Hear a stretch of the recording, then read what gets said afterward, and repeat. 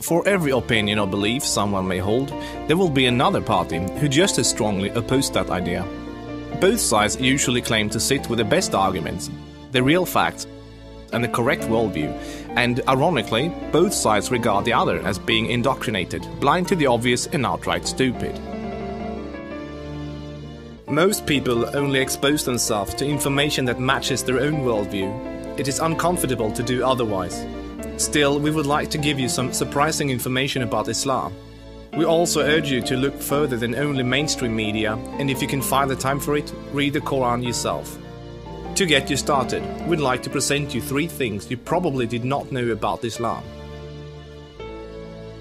1. Islam has not been hijacked. That Islam has been hijacked is what non-Muslims naturally assume, because they assume all religions are the same.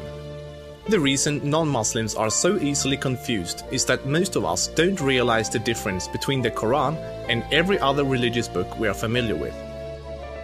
The Christian Bible is a collection of writings from various authors, written sometimes hundreds of years apart, with parables, advice and dreams, all collected together into one book. Same with the Jewish Torah. Even those of us in the West, who are neither Christians nor Jews, are still familiar enough with these religions to know this much, and therefore we assume the same is true for the Quran. But the Quran is only one book written by one man in his own lifetime. It is meant to be taken literally, and it is not full of symbolism or vague analogies. It is mostly direct commands. Of course, the Quran contains contradictory statements, just like other religious books. But the Quran itself provides the reader with a way to know what to do with the contradictions. It's explained in the Quran that if you have 2 passages that contradict each other, the one written later supersedes the one written earlier. Most Westerners are unaware that the peaceful, tolerant passages were written early in Muhammad's prophetic career. According to the Quran, those passages have been abrogated by later, more violent and less tolerant passages.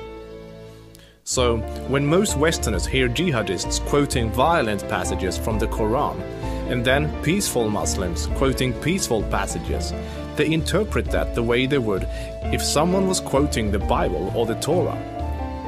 They think to themselves, oh, there must be many different and contradictory passages, like there are in other religious books, so Muslims can pick and choose what they like and justify whatever actions they want to take. But the Quran is nothing like that. There is no picking and choosing. It says very explicitly and in no uncertain terms that a Muslim must not alter or ignore any part of its very clear and direct message, or they will burn in a fiery torment forever.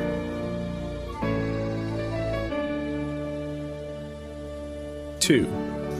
Striving to institute worldwide Sharia law is a religious duty. Many people don't realize how politically oriented Islam is at its core. In fact, Islam is less of a religion than it is a religious ideology.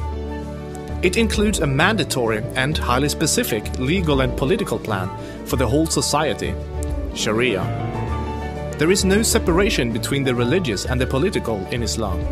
Rather, Islam and Sharia constitute a totalitarian means of ordering society at every level, including ritual worship, transactions and contracts, morals and manners, beliefs and punishments.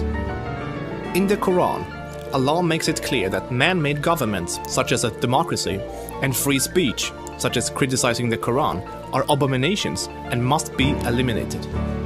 The modern expression creeping Sharia is used to describe the slow, deliberate and methodical advance of Islamic law in non-Muslim countries. Official Sharia courts already operate in the UK, handling cases ranging from divorce and financial disputes to domestic violence. Attempts to introduce Sharia in the legal system in Germany, Sweden and other European countries are ongoing. While Sharia already has a foot in our door in the matter of minor disputes like inheritance and domestic violence, it should concern you that Sharia commands that drinkers and gamblers should be whipped, allows husbands to hit their wives, allows an injured plaintiff to exact legal revenge, literally an eye for an eye, commands that a thief must have a hand cut off, commands that homosexuals must be executed, orders unmarried fornicators to be whipped and adulterers to be stoned to death, orders death for both Muslim and non-Muslim critics of Muhammad, the Quran and even Sharia itself, orders apostates to be killed, commands offensive, aggressive and unjust jihad. As written in the Quran, Sharia is the law of Allah. Any other form of government is a sin.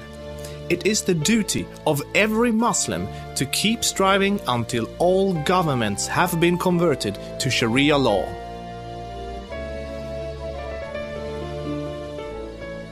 Three, Muslims are allowed to deceive non-Muslims if it helps Islam. For non-Muslims, this principle, called taqiyya, is another surprising concept of Islam.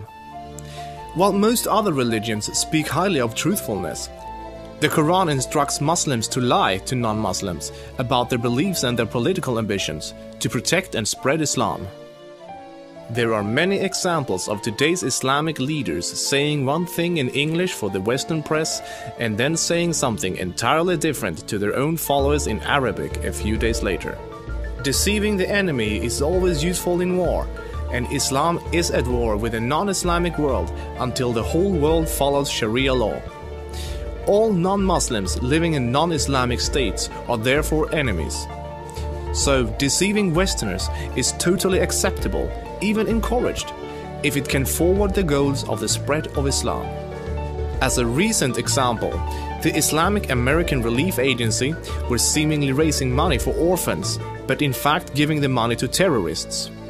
They deceived good-hearted Western infidels into giving money to organizations that were actively killing Western infidels. Do the research yourself, this is not an isolated case. Islam as a religion of peace.